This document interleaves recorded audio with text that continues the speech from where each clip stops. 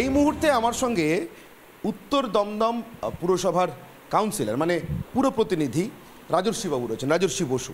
সৌগতবাবুর ছায়াসঙ্গী এই প্রচারে সর্বক্ষণ প্রায় সর্বলগ্নে সৌগতবাবুর সঙ্গে রয়েছেন। একটা জিনিস জানতে চাইবো, সেটা হচ্ছে সৌগতবাবুর খাওয়া দাওয়া সম্পর্কে।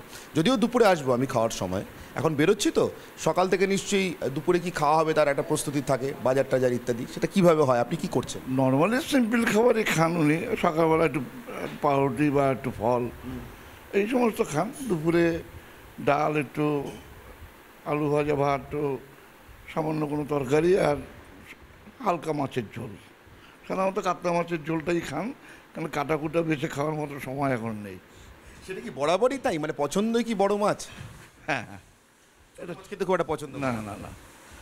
আর যেটা ভালোবাসতো, যেটা এখন এখন খান না, সেটা হচ্ছে মটন। এককালে খুব ভালোবাসতেন, এখন ইলেকশন সময় তো খানই না। এমনি তো স্বাস্থ্যের জন্য বোধহয় খুব একটা খান না। না, এখন খান না। তো আপাতত ছোট মাছের ঝোল আর ছোট কাতলা, এটাই দুপুরবেলা যদি মাছ খান তাহলে, আদারওয়াইজ খুব আর নাহলে দেশি চিকেন মাঝে সাঝে দুই এক সময়। খুব খুব লাইট রান্না।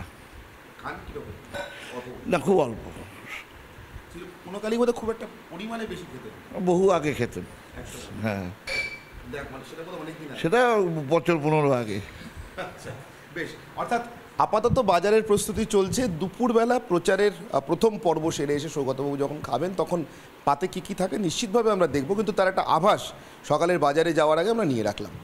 সৌগতবাবুর রান্নাঘরের দায়িত্বে যে দিদি পারমিতা দি, আপাতত সৌগতবাবুকে সুস্থ শরীরে রাখা তার একটা বড় চ্যালেঞ্জ। খাবার থেকে অন্তত যেন কোনো রকম কোনো শরীর খারাপের কারণ না ঘটে। পারমিতা দি, কী ধরনের রান্নাবান্না করছেন সৌগতবাবু? আমি হালকাই রান্না করছি, মুসুর ডাল, মাছের ঝোল আলু দিয়ে, কখনো বড়ি দিচ্ছি, মানে এক এক দিন এক এক রকম করার চেষ্টা করছি। ফুলকপি মাছের ঝোল হালকা, মশলা কম, খুবই একদম কম মশলা। হ্যাঁ, কম মশলা দিই। এটা কি গরমের জন্য বিশেষ? হ্যাঁ, গরমের জন্য। আর এমনিতে দাদা বেশি মশলা পছন্দ করে না, অল্প মশলা দিলেই ভালোবাসেন। তেল মশলার খাবার পছন্দ করেন না, অর্থাৎ তেল মশলাদার খাবার যাতে কোনোভাবে সৌগতবাবুর পাতে না পড়ে সেদিকে কড়া নজর আছে পারমিতাদি। তার কারণ সৌগতবাবু সারা বছরই সেটা পছন্দ করেন না, আর এই গরমের সময় তো একেবারেই তেল আর মশলা এড়িয়ে চলছে।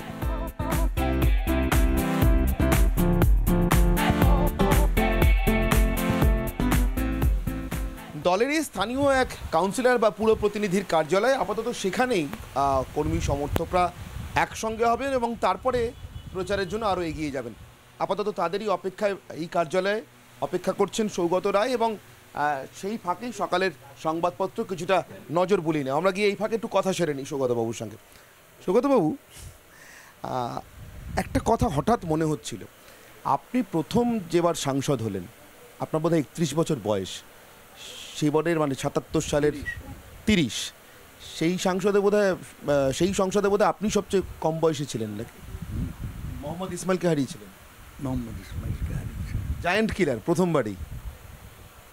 ইসমাইলকে আমি জায়ান্ট বলতে চাই না, যাই হোক সিপিএমের নেতা ছিল। ব্যারাকপুরে দাঁড়িয়ে সেই সময় মোহাম্মদ ইসমাইলকে হারানো, মানে তখন তো অবিসংবাদী নেতা প্রায় শ্রমিক আন্দোলনের সিটুর।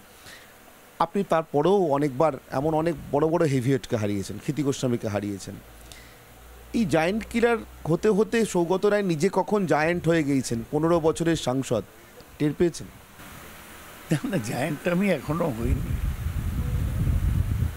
ইলেক্টেড হই, মানুষ ভোট দিয়েছে, বিধানসভায় 5 বার, লোকসভায় 4 বার জিতেছে, এবং চেষ্টা করেছি সংসদে বিধানসভায় সক্রিয় থাকতে, মানুষের কথা বলতে। তার বাইরে আমি কিছু মনে করি না, আমি দলের একজন কর্মী মাত্র। একটা কথা জানতে চাইবো, ওই যে প্রথমবার একবারে 30 বছর বয়সে সংসদে প্রবেশ, সেখান থেকে আজকে আপনি বোধহয় 76, ভারতের 77, ভারতের স্বাধীনতার থেকেও আপনার বয়স বোধহয় 1 বছর বেশি। একই বয়স 47-এ জন্ম, একই বয়সী আপনারা, মানে ভারতের স্বাধীনতার, এবং আপনি বোধহয় কয়েকদিনের বড় আমাদের স্বাধীনতা দিবসের থেকে, 6ই আগস্ট বোধহয়, তাই তো, যদি ঠিক মনে। হ্যাঁ, তো এই এত দীর্ঘ সাংসদ জীবনে আবার আরেকটা লোকসভা নির্বাচনের জন্য প্রতিদ্বন্দ্বিতা করছেন বলে জিজ্ঞাসা করছি। সংসদের মান নিয়ে অনেক কথা হয়, আমাদের প্রধানমন্ত্রী ইদানিং করে বলে থাকেন চর্চার মান, আলোচনার মান, পলিসি নিয়ে ডিসকাশন, মান পড়েছে না বেড়েছে নাকি? পড়েছে পড়েছে 70-এর দশকে যা ছিল এখন আর তা নেই। এটা নির্ভর করে প্রধানমন্ত্রীর অ্যাপ্রোচের সম্পর্ক। প্রধানমন্ত্রী তো আসেই না সংসদে একদিনও প্রশ্নোত্তরে জবাব দেয়নি। উনি নিজেকে সংসদের ঊর্ধ্বে মনে করেন। জওহরলাল নেহরু নিজে সংসদে বসে ফাইল দেখতেন, সব ব্যাপারে উত্তর দিতেন। নরেন্দ্র মোদীর সেদিকে খেয়াল নেই। উনি সংসদীয় গণতন্ত্র এখনো ভালো বোঝেন না, সুতরাং মান পড়েছে। নিতান্তই রাজনৈতিক আক্রমণের জন্য আমাদের সময় 77-এ আমি যে দেখেছি স্টলওয়ার্ডদের, তাদের কাছে আজকের লোকেরা কি পিকবি। মধু লিমায় ছিল, মধু দণ্ডবাতে ছিল, আবার মোরারজি দেশাই, চরণ সিং, জগজীবন রামের মতো লোকেরা ছিল। এদের সাথে আজকের কোনো তুলনাই হয় না। সাংসদ হিসেবে এরা অনেক অন্য মাত্রা, অনেক উঁচু মানের। নিশ্চয়ই এদের অভিজ্ঞতাও দীর্ঘ ছিল। সেই সময় চন্দ্রশেখর ছিলেন, এরা সব স্বাধীনতা সংগ্রামী। এখন তো আগে সংগ্রাম করেছে এমন লোক হয় না। সাধারণত বড় নেতাদের ছেলেরা, মেয়েরা অনেকে হয় আন্দোলন বা লড়াইয়ের মধ্যে দিয়ে এসেছে, এরকম দেখি না। একটা জিনিস জিজ্ঞাসা করব, আপনি যে 15 বছর পরও বলছেন আমি একজন সাধারণ কর্মী মাত্র, এই বিনয় বা এইভাবে নিজেকে সাধারণের স্তরেই রেখে দেওয়াটা, এটা কি আপনার দলেরও সর্বত্র দেখতে পান আপনি, মনে হয়? কোলাকুলি জিজ্ঞাসা করছি। না দেখুন, তৃণমূল কংগ্রেস তো মমতা ব্যানার্জির তৈরি দল, উনি নেত্রী। এখন অভিষেক উঠে এসছে, বাদবাকি সবাই কর্মী, যে যতটা মেনে নেয়। সবাই মানছে বলে মনে হয়? হ্যাঁ, মমতা ব্যানার্জির নেতৃত্ব অবিসংবাদিত, কোনো প্রশ্ন নেই। উনি ছাড়া এই দল টিকবে না। এখন সংগঠনের ব্যাপার অনেকটাই অভিষেক দেখে, সেটা অন্য ব্যাপার। একটি দীর্ঘ সময় সংসদকে দেখেছেন, রাজনীতিকে দেখেছেন, মমতা বন্দ্যোপাধ্যায়কে দেখেছেন, তারপরে আজকে অভিষেক বন্দ্যোপাধ্যায় সংগঠন দেখছেন, আপনি সেটার সঙ্গেও মানিয়ে নিচ্ছেন। সৌগত রায় যে 77 বছর বয়সে একটা লোকসভা নির্বাচনে প্রতিদ্বন্দ্বিতা করছেন, তার সব থেকে বড় সিক্রেটটা কি এখানে, যে কোনো পরিস্থিতিতে মানিয়ে নেওয়ার ক্ষমতা আছে আপনার? না না, আমি আমার মতোই চলে গিয়ে সিস্টেমের মধ্যে আছি। সুতরাং খুব একটা মানিয়ে নিতে হয় না, আমায় কেউ বলেও না মানিয়ে নিতে, এইরকমভাবেই চলছে।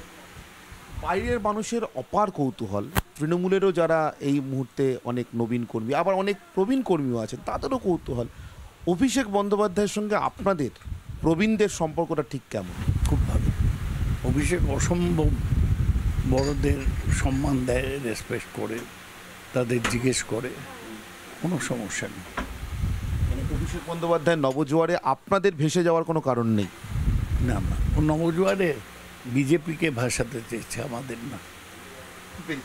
আপাতত এই কার্যালয়ে দলীয় কর্মীদের জন্য এবং সমর্থকদের জন্য অপেক্ষার ফাঁকে সৌগতবাবুর সঙ্গে আমাদের কথাবার্তা এখানেই আমরা ইতি টানছি, কিন্তু এ কথা চলতে থাকবে, তার কারণ এখনও পথে প্রচারটা বাকি রয়েছে, সেদিকে আমাদের নজর থাকবে, সেখানেও কিছু কথা হবে।